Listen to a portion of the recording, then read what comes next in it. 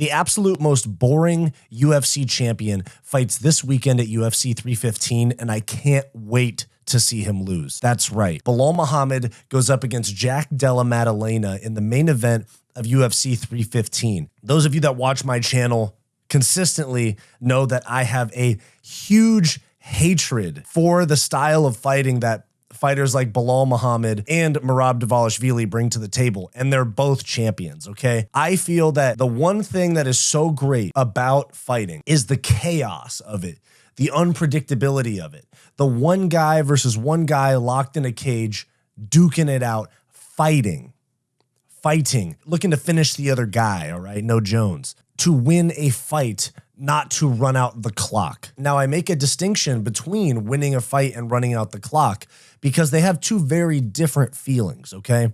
Alex Pereira, when he flatlines somebody, Ilia Topuria, when he bounces someone's chin off the cage as he KOs them like Volk or Damon Jackson, and when he's the first guy to lay out Max Holloway, that feels like you won a fight. That feels like we watched someone get the better of somebody that night. Many fighters these days, I think, are not necessarily fighters. They're athletes that are fighting or trying to fight, because it almost becomes like being a pitcher with a tricky curveball and a tricky changeup, or a fastball with a lot of run on it in MLB. It starts to feel more like a sport when you're essentially just trying to disrupt the rhythm and stall by repeatedly failing takedowns and really not being very dangerous. And I think that's the fighting style that's very prominent right now. And I get it. The UFC pay model is not great, all right? The UFC pay structure is not great. I'm not arguing that every single prelim guy should just throw caution to the wind, especially the very skilled ones, should just throw caution to the wind and look for a KO or get KO'd type of situation for potentially $12,000 gross, if they lose. And while I'm not arguing for fighters not making good money to go and put on fight of the years, which is funny, most of the best fights are on the prelims because the skill is relatively lower and people are trying to make a name for themselves. When you get to the top of the sport off of a skill-related basis, not toughness, not power, not any sort of, amazing grappling like an Oliveira where you can just find a sub seemingly at any point in the fight, or like an Islam Makhachev who's extremely skilled but trying to finish the fight.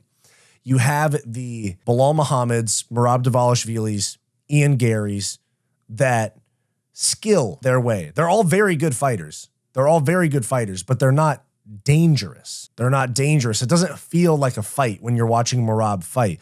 It feels like I'm watching a wrestling match.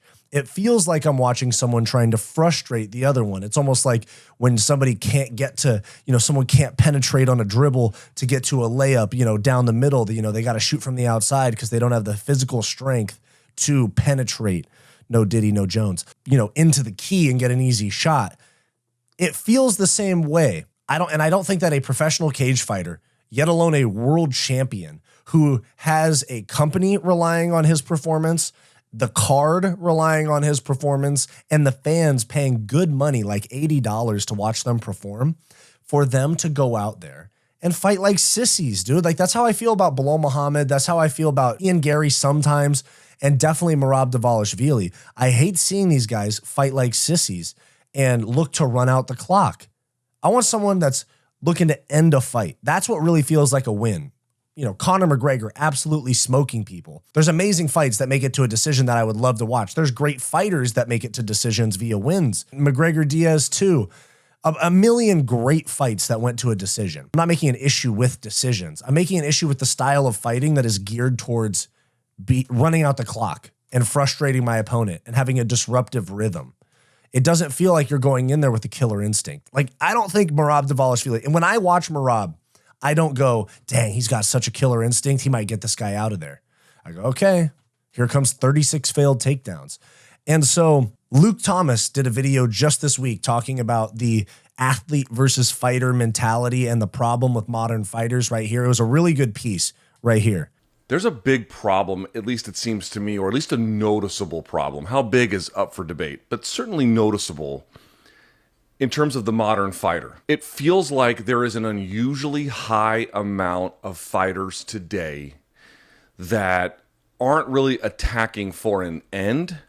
They're just trying to essentially outlabor, disrupt rhythm, win these tiny, tiny little exchanges to, in certain cases, stall out, in certain cases, touch and go.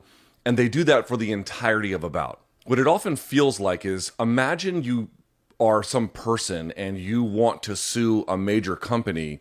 You feel like you probably won't even get a chance to win because they're going to have a team of lawyers that are just going to throw all the various forms of litigation at you to slow things down, to make it impossible to get through all the materials and discovery. They're just going to win on process.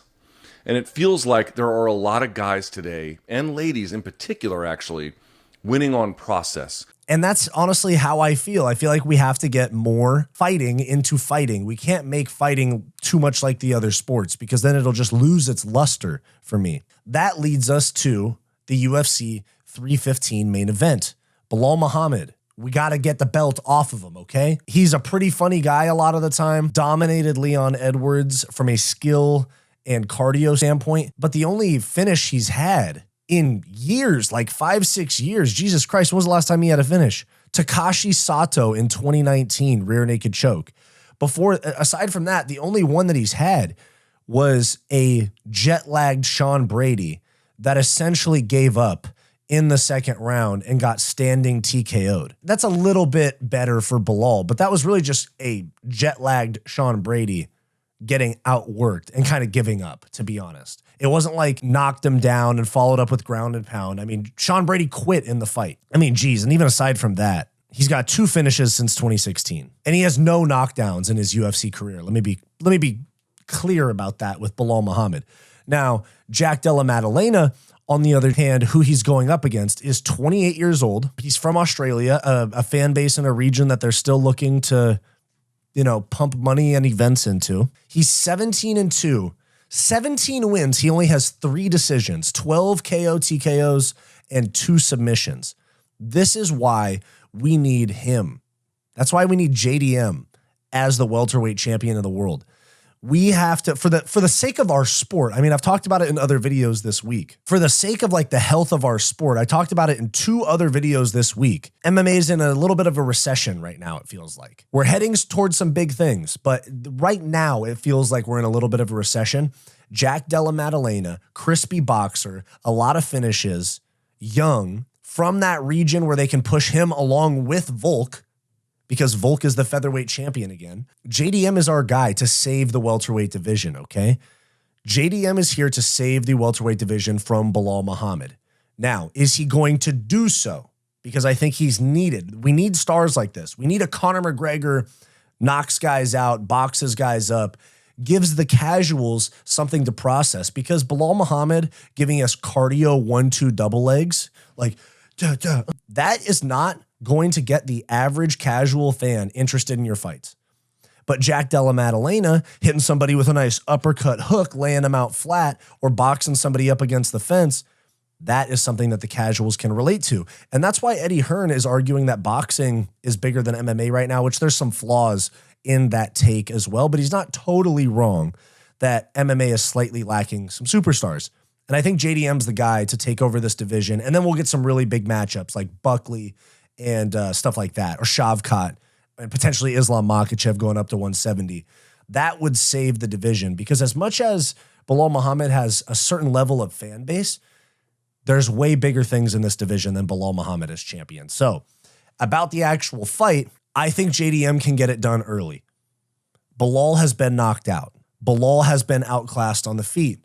Belal has had his takedowns defended before. I think JDM, who just choked world-renowned jiu-jitsu practitioner Craig Jones to sleep in training like just this past week, and it was not a skit. I'm thinking JDM is going to put on a massive coming out party for himself at UFC 315.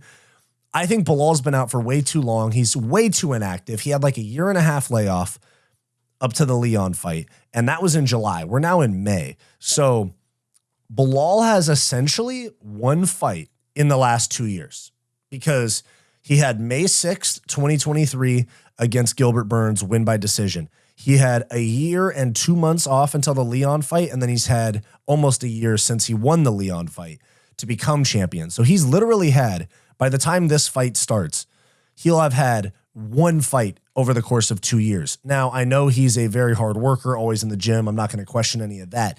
But JDM, coming off an injury, one fight in the last year and a half.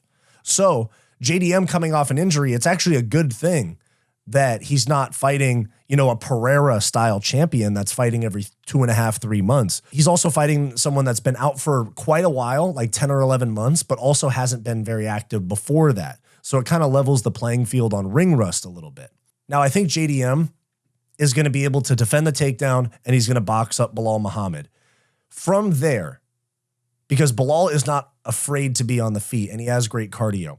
From there, it's just a matter of if JDM can land a KO shot, if his cardio is good for 5 rounds on the feet, and if Belal Muhammad can land some damaging strikes. Because if he can't get the takedown, he's going to be stuck to striking. And if he's not going to land a power shot, I think JDM will. So I'm going to go with JDM by like ground and pound TKO in the second round. I think it's going to be like some takedowns defended in the first round by JDM, getting back into distance. Now, Belal is frustrated and also realizing that the takedowns are not fully going to be there. And I think that JDM is from there going to be able to get his boxing going and eventually land a big, 1-2 down the middle, or that lead hook that he likes to throw as well, and then follow up with ground and pound, because Belal has proven to be semi-chinny when he gets clipped. So that's my official prediction for the main event of UFC 315. Now, the winner of this fight is definitely going to have to fight Islam Makhachev. In my opinion, I have a feeling that JDM's going to win, and they'll do and they'll do JDM versus Islam, and they'll do a vacant title fight at 155. However, if Belal wins, I still have a feeling they're going to make Islam and Belal fight. I don't think the UFC is going to go for this whole, you guys don't fight each other, you used to train with each other. It was different with Merab and Aljo because they trained in the same gym at the same time. They were basically best friends. Belal and Islam have like shared a training room, I don't know, like 20 times or, over the course of their careers. Belal spent like 3 weeks in Abu Dhabi before the Sean Brady fight training with Team Khabib. There's a couple other times I saw him training with Team Khabib, but I don't think he's really like that embedded, like part of the team, because he trains at Rufasport. He trains at Valley Flow Striking. He's trained at other places as well.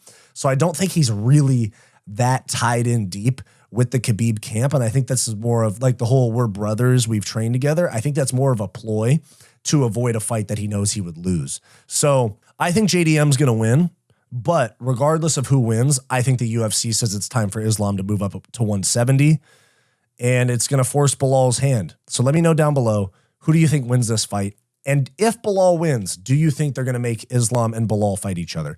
Like, subscribe, comment down below. Did you like this video? Then like and subscribe down below. I also do multiple live streams per week, along with behind the scenes content and members only live streams for our channel members. So become a channel member for access to bonus content. It's only $5 per month, and it greatly helps the channel's growth. I also do a podcast with my best friend Bo, and I have a non-MMA channel as well called Wyatt's World. You can check both of those out linked below.